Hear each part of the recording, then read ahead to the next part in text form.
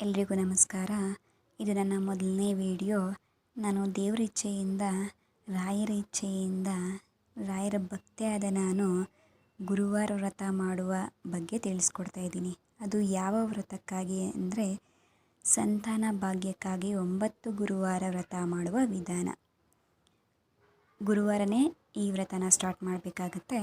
ಗುರುವಾರ ಬೆಳಗ್ಗೆ ಬೇಗ ಎದ್ದು ಸ್ನಾನ ಮಾಡಿ ಮನೆಯನ್ನು ಹಸುವಿನ ಗಂಜಲ ಹಾಕಿ ಒರೆಸಿಕೊಂಡು ಪೂಜೆಗೆ ಎಲ್ಲ ಸಿದ್ಧತೆ ಮಾಡಿಕೊಂಡು, ಮೊದಲನೇದಾಗಿ ಯಾವ ಪೂಜೆ ಮಾಡಬೇಕಪ್ಪ ಅಂತಂದರೆ ಯಾವುದೇ ವಿಘ್ನ ಬರದಿರೋ ಕಾರಣ ಗಣಪತಿ ಪೂಜೆ ಮಾಡಿ, ಆಮೇಲೆ ನೀವು ನಿಮ್ಮ ಮನೆ ದೇವರು ಯಾವ್ಯಾವ ಮನೆ ದೇವರು ಇರುತ್ತೋ ಆ ಮನೆ ದೇವ್ರನ್ನ ಪೂಜೆ ಮಾಡ್ಕೊಳ್ಳಿ.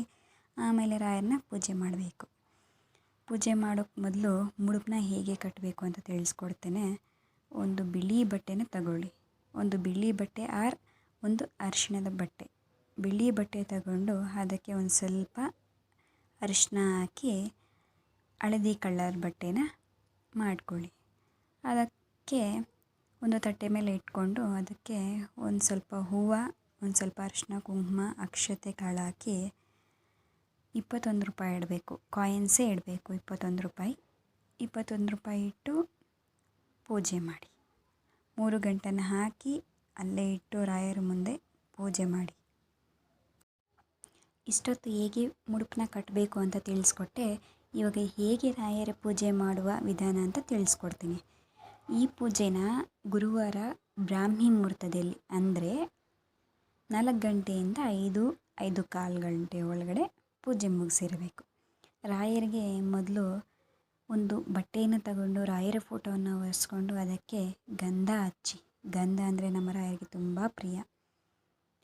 ಅದಕ್ಕೆ ಹೂವಿನ ಅಲಂಕಾರ ಮಾಡಿ, ತುಳಸಿ ಹಾಗೂ ಹೂವಿನ ಅಲಂಕಾರ ಮಾಡಿ 2 ತುಪ್ಪದ ದೀಪವನ್ನು ಹಚ್ಚಿ ಅದರ ಫೋಟೋ ಎದುರುಗಡೆ ಎಲೆ ಅಡಿಕೆ, ಬಾಳೆಹಣ್ಣು, ನೈವೇದ್ಯಕ್ಕೆ ಸಿಹಿ, ನಿಮ್ಮ ಕೈಲಿ ಏನು ಸಿಹಿ ಆಗುತ್ತೋ ಆ ಸಿಹಿ ಇಟ್ಟು ಪೂಜೆ ಮಾಡಿ. ರಾಯರ ನೈವೇದ್ಯಕ್ಕೆ ಯಾವ್ಯಾವ ಮಾಡ್ಬೋದು ಅಂದರೆ ಪಾಯಸ, ಕಲ್ಸಕ್ಕರೆ, ಹಾಲು, ಡ್ರೈ ಫ್ರೂಟ್ಸ್, ಹಣ್ಣುಗಳು, ಬಾಳೆಹಣ್ಣು. ಹಾಲು ಯಾವ ರೀತಿ ಇಡಬೇಕು ಅಂದರೆ ಕಾಯಿಸಿ ಇಡಬಾರ್ದು. ಹಸಿ ಹಾಲನ್ನು ಇಟ್ಟು ಪೂಜೆ ಮಾಡಿ. ಅವಲಕ್ಕಿ, ಮೊಸರನ್ನ, ರಾಯರಿಗೆ ಪ್ರಿಯವಾದ ಹಯಗ್ರೀವ ಪ್ರಸಾದ ಹಾಗೂ ರಸಾಯನನೂ ಮಾಡ್ಬೋದು. ಹಯಗ್ರೀವ ಪ್ರಸಾದ ಅಂದರೆ ನಾನು ಇನ್ನೊಂದು ಬ್ಲಾಗಲ್ಲಿ ತಿಳಿಸ್ಕೊಡ್ತೇನೆ. ಇವಾಗ ಇಷ್ಟರಲ್ಲಿ ಮಾಡಿ ಯಾವುದಾದ್ರೂ ಇಡ್ಬೋದು. ರಾಯರಿಗೆ ಇಟ್ಟಂಥ ಪ್ರಸಾದ 15 ನಿಮಿಷ ಬಿಟ್ಟು ಇಬ್ಬರು ಗಂಡ ಹೆಂಡತಿ ಮಾತ್ರ ತಗೊಳ್ಬೇಕು. ಈ ಪ್ರಸಾದನ ಇನ್ಯಾರಿಗೂ ಕೊಡಬಾರ್ದು. ಮನೆಯಲ್ಲಿರೋರೇ ತಿನ್ನಬೇಕು. ಉಪವಾಸ ಇದ್ದವ್ರು ಏನು ಮಾಡಬೇಕಪ್ಪ ಅಂತಂದರೆ ಹಣ್ಣುಗಳನ್ನು ತಿನ್ಬೋದು, ಸೌತೆಕಾಯಿ ತಿನ್ಬೋದು. ರಾತ್ರಿ ಹೊತ್ತು ಚಪಾತಿ ಮಾತ್ರ, ಈರುಳ್ಳಿ ಬೆಳ್ಳುಳ್ಳಿ ಏನೂ ಆಗದೇ ಇರುವಂತೆ ತಿನ್ನಬೇಕು.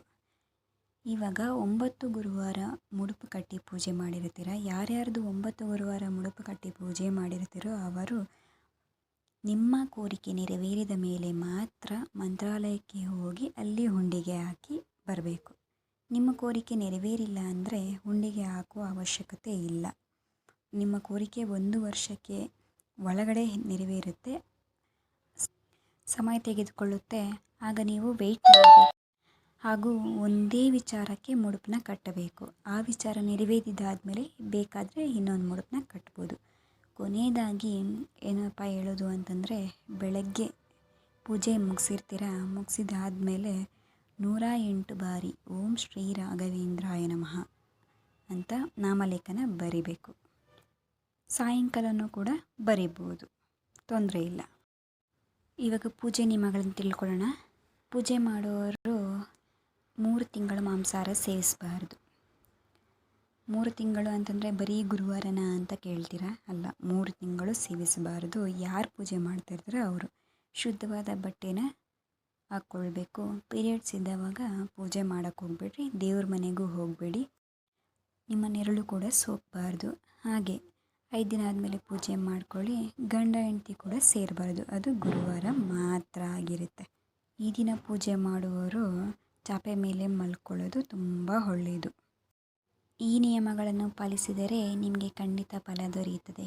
ಈ ಪೂಜೆಯಲ್ಲಿ ಏನಾದರೂ ನಿಮಗೆ ಸಂಶಯ ಇದ್ದರೆ ಕಮೆಂಟ್ ಬಾಕ್ಸ್ನಲ್ಲಿ ತಿಳಿಸಿ. ಹಾಗೂ ನನ್ನ ವಿಡಿಯೋಸ್ ನಿಮಗೆ ಇಷ್ಟ ಆಗಿದರೆ ಲೈಕ್, ಶೇರ್, ಕಮೆಂಟ್ ಹಾಗೂ ಸಬ್ಸ್ಕ್ರೈಬ್ ಮಾಡಿ. ತುಂಬ ನನ್ನ ವಿಡಿಯೋ ನೋಡಿದ್ದಕ್ಕೆ ತುಂಬ ಧನ್ಯವಾದಗಳು. Thank you so much.